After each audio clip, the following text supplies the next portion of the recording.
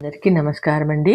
భగవద్గీత 3వ అధ్యాయము కర్మయోగము 36వ శ్లోకము. అర్జున ఉవాచ అధ కేన ప్రయుక్తోయం పాపం చరతి పూరుషః అనిచ్ఛన్నపి వాష్ణేయ బలాదివ నియోజితః. 36. అధ కేన ప్రయుక్తోయం పాపం చరతి పూరుషః అనిచ్ఛన్నపి వాష్ణేయ బలాదివ నియోజితః. అర్జునుడు శ్రీకృష్ణ భగవానునితో ఇలా అంటున్నారు. కృష్ణ, ఎవరూ కావాలని పాపాలు చెడ్డ పనులు చేయరు కదా. మరి ప్రతిరోజు మానవులు ఏదో ఒక చెడ్డ పని చేస్తూనే ఉన్నారు కదా. దీనికి కారణం ఏమిటి పరమాత్మ? ఏ శక్తి మానవుని చేత చెడ్డ పనులు దుర్మార్గాలు చేయిస్తూ ఉంది అని అడిగాడు అర్జునుడు భగవానుణ్ణి. మనలో చాలామంది అంటుంటారు, ఇది తప్పని తెలుసయ్యా, కానీ ఎందుకో చేయాలని అనిపిస్తుంది అని అంటుంటారు. కోపము అన్ని అనర్థాలకు మూలము అని అందరికీ తెలుసు. కానీ కోపం అందరికీ వస్తుంది, అనరాని మాటలు అంటారు, తర్వాత బాధపడతారు. అలాగే స్మోకింగ్ ఆరోగ్యానికి హానికరము అని తెలిసి ప్రభుత్వం సిగరెట్లు నిషేధించదు. అలాగే మద్యం కూడా. కారణం ఏమిటి? ధనం చాలామందికి చాలామందికి ఏంటంటే తాము చేసే పనులు తప్పు అని తెలుసు, కానీ చేస్తూనే ఉంటారు, మానలేరు.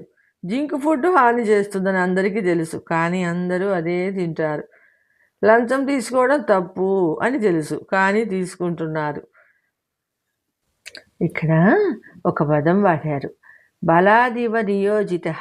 అంటే ఎవరో బలవంతం చేసినట్టు, ఎవరో ప్రేరేపించినట్టు, ఆజ్ఞాపించినట్టు మానవులు పాపం చేస్తున్నారు.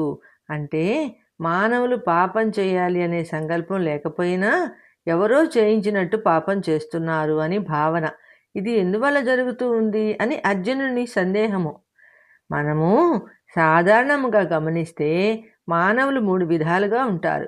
కొంతమంది ఎప్పుడూ కూడా ఏ పరిస్థితులలో కూడా పాపం చేయరు, అటువంటి ఆలోచన కూడా చేయరు. రెండవ రకం వారు పాపం చేయడం తమకు ఇష్టం లేకపోయినా ఎవరో లోపల నుంచి ప్రోద్బలం చేసినట్టు పాపం చేస్తుంటారు. మూడవ రకం కావాలని పాపం చేస్తుంటారు.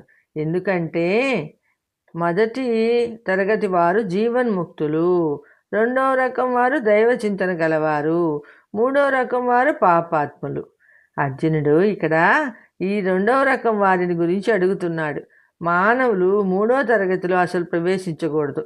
2వ తరగతి నుంచి మొదటి తరగతిలోకి ప్రవేశించడానికే ప్రయత్నం చేయాలి. అలా కాకుండా మానవులు తాము పాపాలు చేస్తూ పాపాలను ఇతరుల మీదకు తోసేస్తుంటారు. ఎలా అంటే చాలామంది మానవులు ఇది శని ప్రభావం అండి, ఏలినాటి శని నన్ను పట్టి పీడిస్తూ ఉంది అని శని మీదకి తోసేస్తారు. మరికొంతమంది సాతాను నా నెత్తి మీద నాట్యం చేస్తున్నాడండి, అందుకని ఇలా జరిగింది అని కనపడని సాతాను మీదకి తోసేస్తారు. మరికొంతమంది శని పెద్దమ్మ, ఇనుప గజ్జల తల్లి నా నెత్తి మీద తాండవం చేస్తూ ఉందండి అని అంటారు. కానీ పరమాత్మ మాత్రం శని అనలేదు, సాతాను అనలేదు, శని పెద్దమ్మ అని అనలేదు, అసలే అనలేదు. మనం చెడ్డ పనులు చేయడానికి, పాపాలు చేయడానికి కారణం ఏమిటో ఈ క్రింది శ్లోకాలలో నిర్మోహమాటంగా వివరిస్తున్నారు పరమాత్మ. సర్వేజనం సుఖినో భవంతండి. జై శ్రీమన్నారాయణ. నెక్స్ట్ 37వ శ్లోకంతో కలుసుకుందామండి. శ్రీ భగవాను వాచ అన్నమాట. నెక్స్ట్ 37వ శ్లోకము. మీరు ఈ భగవద్గీత ఛానల్ని సబ్స్క్రైబ్ చేసుకోండి, ఈ లింకుని మీ బంధుమిత్రులకు షేర్ చేసుకోండి, కామెంట్ ఇవ్వండి.